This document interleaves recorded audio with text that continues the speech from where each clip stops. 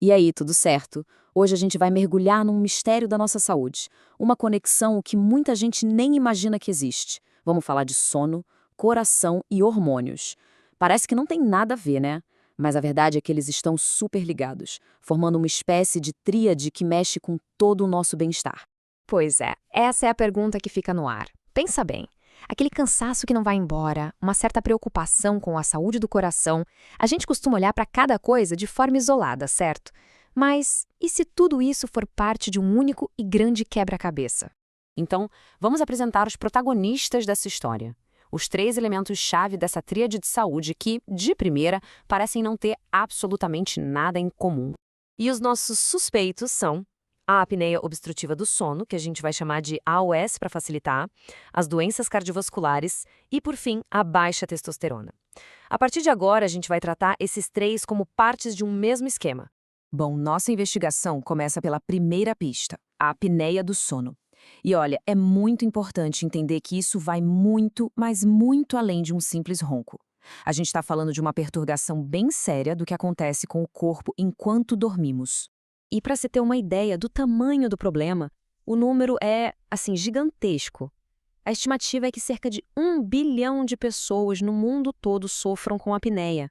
1 bilhão! Isso é, sem dúvida, uma questão de saúde pública mundial. Ok, mas como exatamente a apneia causa tanto estrago? O nome do vilão principal aqui é hipóxia intermitente. Parece complicado, mas a ideia é simples. Imagina que, durante o sono, os níveis de oxigênio no sangue caem e depois voltam ao normal. E isso acontece de novo e de novo. São como pequenos episódios de sufocamento que podem se repetir centenas de vezes numa única noite. E aí, começa uma verdadeira reação em cadeia. Essas quedas de oxigênio disparam um alarme no corpo, que começa a liberar hormônios de estresse. Isso tudo gera o que a gente chama de estresse oxidativo e uma inflamação geral no organismo. E qual o resultado final disso tudo? Os nossos vasos sanguíneos acabam sendo danificados por dentro. Certo, então esse estrago todo acontece à noite. Mas como isso afeta a vida durante o dia? É aqui que a gente conecta a primeira peça do quebra-cabeça. Vamos ver como a apneia do sono afeta diretamente a saúde do coração. E só para a gente ter dimensão do que estamos falando, as doenças do coração são um problema seríssimo. Pensa só, 32% de todas as mortes no mundo são por causa delas. É a causa número 1 de mortes em escala global. Não dá para ignorar. Então, aquela inflamação e aquele estresse que a apneia causa, bom, eles cobram um preço alto do coração. Primeiro, pode causar pressão alta. Depois, danifica aquela camada protetora dos vasos sanguíneos. Isso acaba acelerando o acúmulo de placas de gordura, a famosa aterosclerose, e o resultado de tudo isso, um risco bem maior de ter um infarto ou um AVC. Mas a história não termina aí, no coração. O estrago vai além. Chegou a hora de encaixar a próxima peça desse quebra-cabeça, que é uma ligação que muita gente nem imagina que existe: a conexão entre uma noite mal dormida e os nossos hormônios. Para entender isso, é legal pensar no nosso sistema hormonal como se fosse uma orquestra sinfônica, sabe? Tudo perfeitamente afinado e sincronizado. Só que qualquer coisinha fora do lugar pode desafinar o concerto inteiro. E o maestro dessa orquestra hormonal é um sistema com um nome meio técnico, eixo HPG. De forma bem simples, funciona assim. O cérebro dá o comando inicial, esse comando vai para a glândula pituitária e ela manda o sinal final para a produção de testosterona. É uma linha de comando super delicada. O que acontece, então? Aquela falta de oxigênio e o sono todo picado da apneia agem como um ruído que atrapalha o maestro. Eles bagunçam completamente essa linha de comando. Todo aquele estresse acaba silenciando os sinais do cérebro. E o resultado? Menos testosterona sendo produzida. E é aqui que a história tem uma grande reviravolta. Porque essa relação toda não é uma rua de mão única, sabe? Onde uma coisa leva a outra e pronto. Na verdade, o que a gente tem aqui é um ciclo vicioso, onde uma coisa alimenta a outra. Exatamente, é uma via de mão dupla. A gente já viu que a apneia do sono faz a testosterona cair. Mas o contrário também acontece. Níveis baixos de testosterona podem, na verdade, piorar a apneia. Isso porque a testosterona ajuda a manter os músculos das vias aéreas firmes.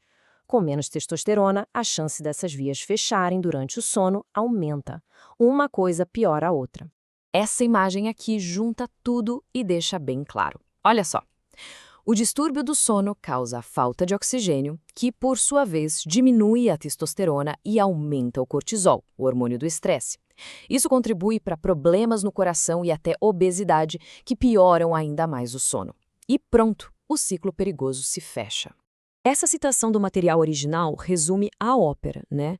Não dá para olhar para isso como 3 problemas separados. O que temos, na verdade, é um único sistema que não está funcionando direito, e cada parte desse sistema piora a outra. Beleza, já entendemos a confusão toda. A pergunta de $1 milhão é: como a gente quebra esse ciclo?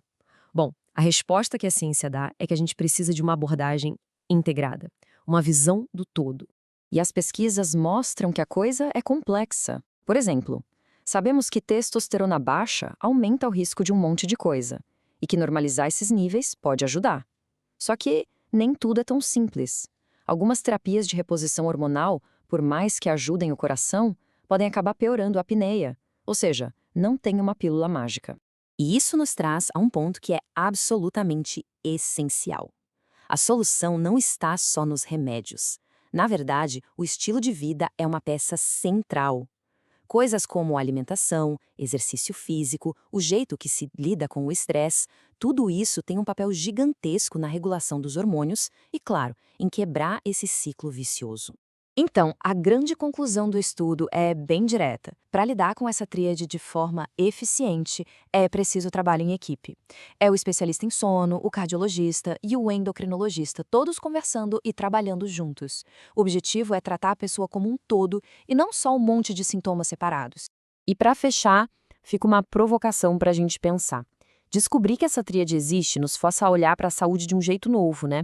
Talvez o segredo para um cuidado mais eficiente não seja apagar cada incêndio separadamente, mas sim entender e tratar o sistema inteiro, essa rede toda conectada que comanda o nosso bem-estar.